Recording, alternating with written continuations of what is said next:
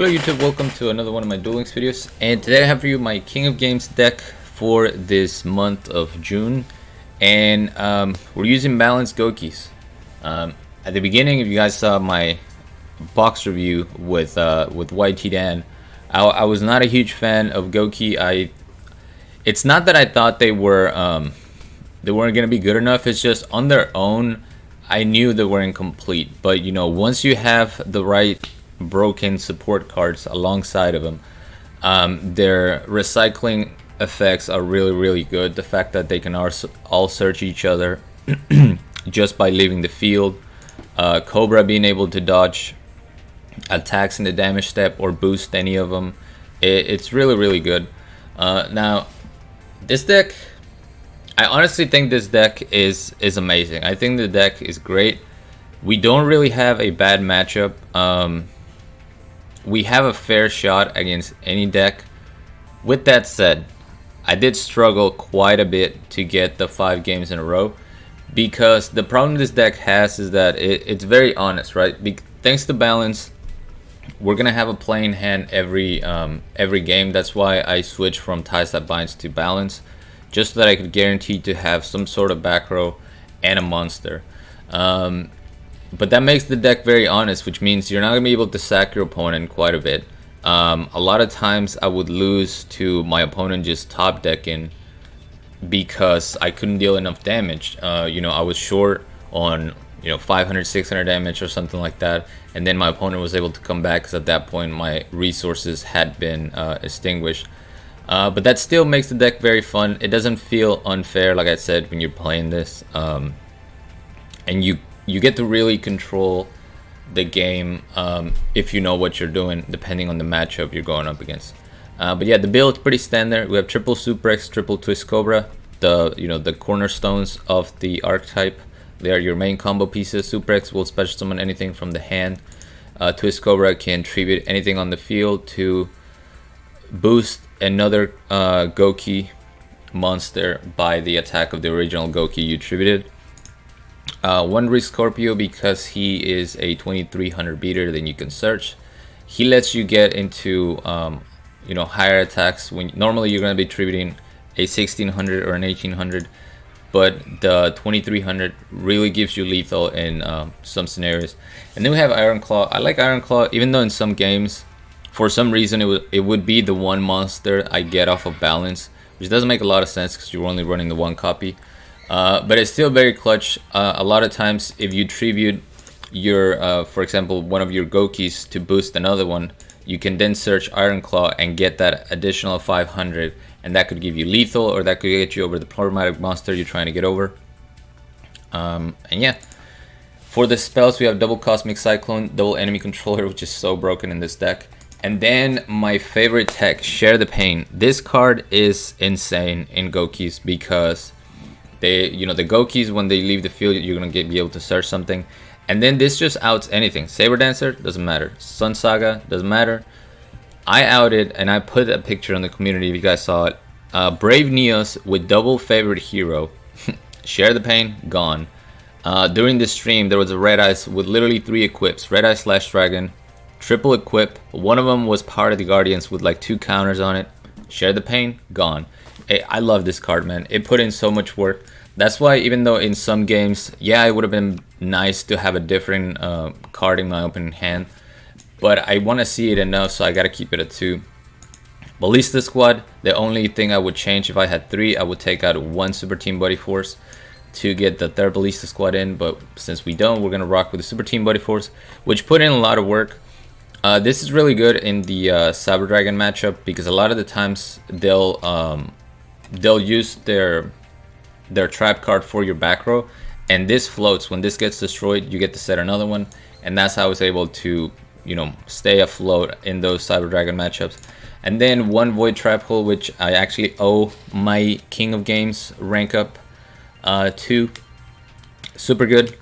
2000 or more attack, you negate the effect and destroy it. That works really well with Sun Saga because the Sun Saga can protect itself since the effects are negated.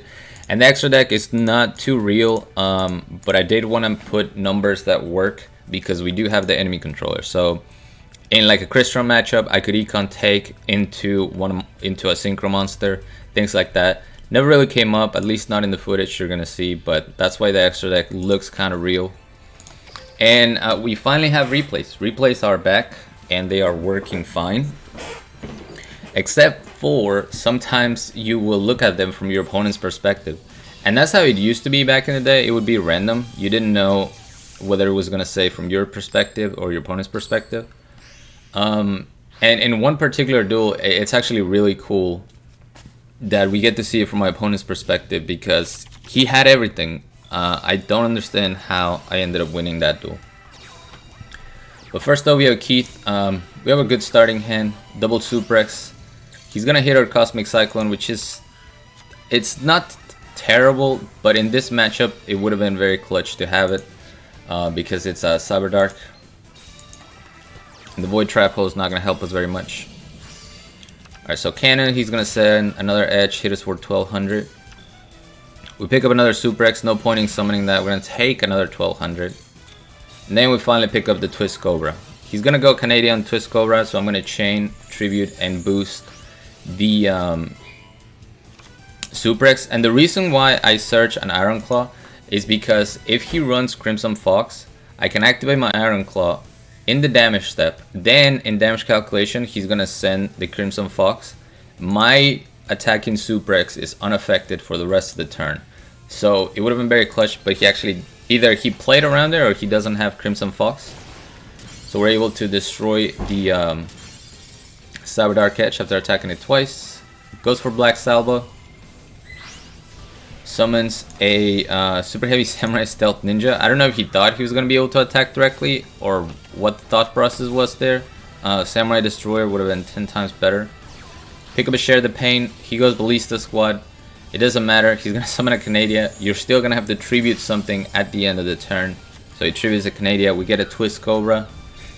Double summon off of Suprex. Floodgate. It doesn't matter. Even if it's face down, Twist Cobra can tribute it. Forbidden Chalice. Didn't matter.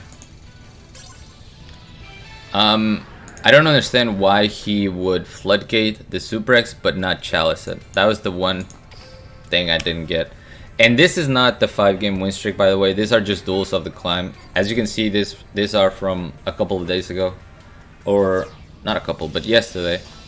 Yeah, it took me, I think I lost probably 6 win streaks. None of them got to the King of Games rank up match. They were, I would always lose the 3rd duel or the 4th duel. And then finally, when I was able to get to the King of Games matchup, I won it. But, like I said, it was worth. Now, a bit of an unusual Crystron. Normally you see Mako for the Umi in case they're running C Stealth Attack. But here he's just using the Yami so he can destroy the field spell and, you know, summon a monster without getting rid of another monster on the field. So a good opening. We have double enemy controllers, so we definitely have a fighting chance, right? I'm gonna set all the back row heals. Ballista Squad destroys my Super Team Buddy Force. Luckily, my Super Team Buddy Force floats, so it's not really like he did anything other than thin my deck. Had he hit an enemy controller, then would have been in trouble. Here I attack this Miger just to check for a Sphere Kribo. If you can do it for free, why not? Alright, so he goes for the 4-3-2 so he can go into Gendrex. I'm gonna go for the Econ take, and I did this on purpose. I knew he had searched the Gen X controller. I wanted for him to use his normal summon, and then his turn is gonna end because I'm gonna steal the Rosnix. Now, very smart. He suicide so he can use the Emitrix effect. We finally get a Void Trap Hole. That's gonna help us when that Quarian Gendrax comes out. Emitrix in defense position, so we go ahead and destroy it. Destroy the Rosnix. You don't want to destroy the Sulfurneer because if you put it back in the graveyard, then they can search from the deck by discarding. So now he attacks, he's going to take some damage. Summon another Sulfurneer, kind of random there. Go for the Twist Cobra. And here I'm just, you know, waiting for him to run out of resources as I build my own. So going to summon a Smiger. This was a long duel, man. That's unfortunately what the duels turn like when it's Crystrons. Alright, so he goes for the Quirion Gandrax again. And we're gonna go ahead and negate that.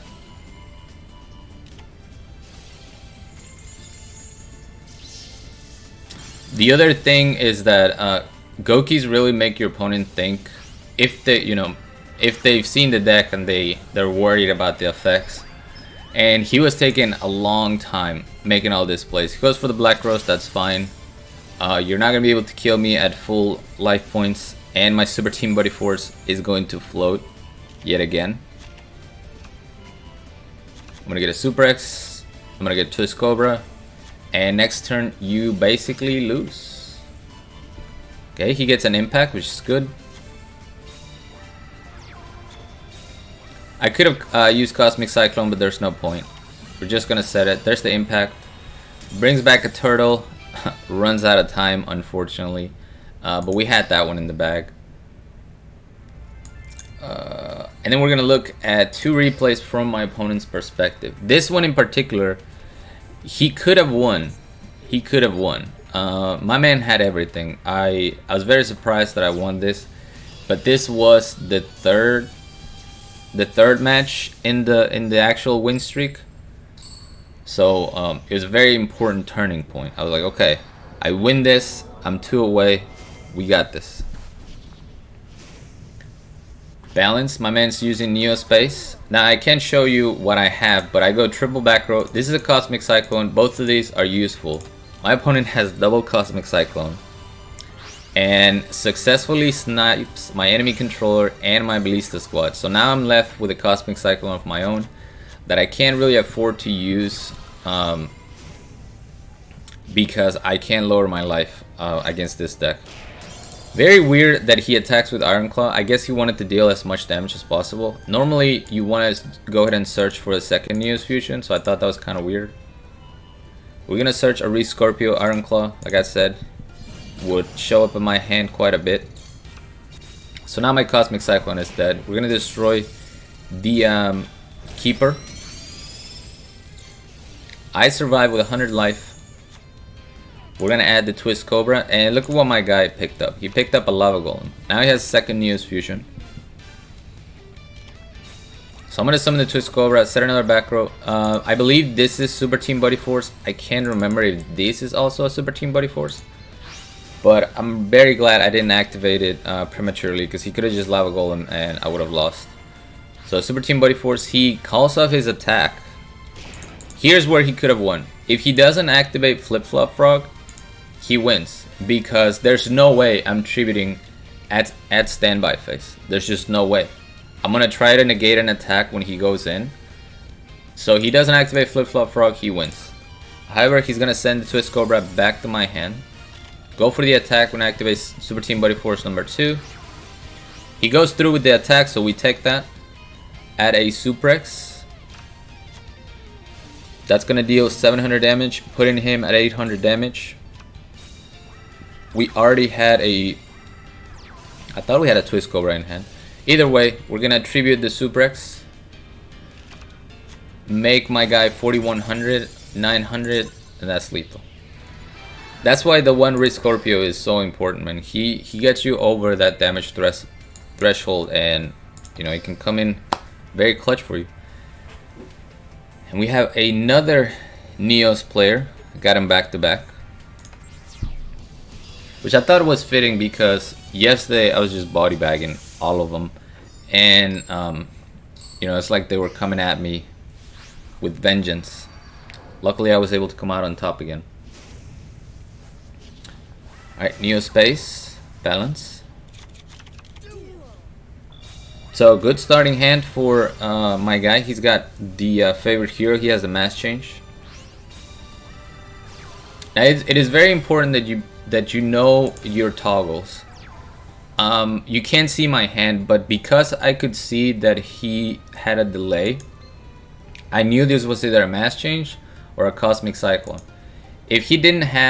If there was no delay and this card was set, I would have been scared to summon a Super X and activate the effect, because this could have been one random Ultimate Providence and I lose, right? So you gotta be paying attention to the delays. I knew it was something that you could activate before I had anything on the field. So it's safe for me to go Super X, share the pain. We don't care about your favorite hero. Set 2, hit him for 23. He has a Bacon Saver. Top deck's a Keeper of Dragon Magic because of course. Goes for the Neos Fusion. And we know he has a Mass Change, but once he activated the Neos Fusion, he cannot activate the Mass Change, obviously. So we're going to Econ Take. I love making this play, by the way. Econ Take. Search. Ballista Squad. Tribute the monster that I just took, and then destroy something else on their side of the field. We're going to go for the Keeper because I knew that was a Mass Change. At that point, I knew because once his Brave Neos was off the field, the card was no longer active. So again, I'm gonna reiterate, you need to pay attention to the little hourglass right next to the turn count because it tells you so much. Oh wow, the rank up match, it's also gonna be from my opponent's perspective. Well, this was the King of Games rank up match. I played this very carefully and definitely was able to come out on top thanks to it. So crazy starting hand for my opponent. Burial from a different dimension. Okay, that's the one card I didn't know. I figured it was after I looked at his deck, but during the duel I didn't know. So I'm going to activate Share the Pain. It doesn't make a lot of sense for me to do this, but the reason why I needed to get this Share the Pain off of the field is because I top deck a Void Trap Hole. And I knew that when the big guy comes, if I can Void Trap Hole him, I'm safe. So I'm going to use the Share the Pain just to clear some space. Now normally you would activate Delta's effect, but because it was summoned in the middle of a chain and then tributed, you don't get the effect. But he can still summon a second one using the beta. Hey, are you done? I'm almost done, son. Just a few more minutes. Okay, so I'm going to attack the Twist Cobra. He's going to summon Delta. And this was key as well. If I crash into this Delta, I basically lose because if he brings out the big boy and I use Void Trap Hole, he can summon all three of them again. But this Delta is going to clog his field, so when we destroy the Berserkion, he's not going to be able to float. Top decks Berserkion, Void Trap Hole. Delta prevents him from floating. Now I have a Super Team Buddy Force. Rick Scorpio is going to search a Super X.